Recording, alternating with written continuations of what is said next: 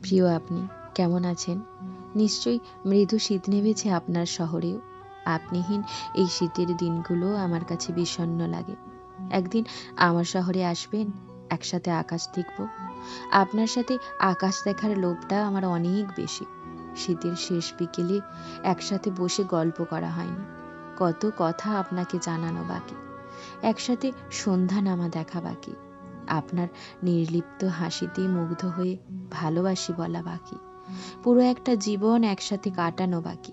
আপনাকে ঘিরে রোজ আরো কত ইচ্ছেরা যে ডানা মেলে, কিন্তু সেই ইচ্ছে ডানায় ভর করে আপনাকে নিয়ে উড়ে যাওয়া হয় না বহুদূর।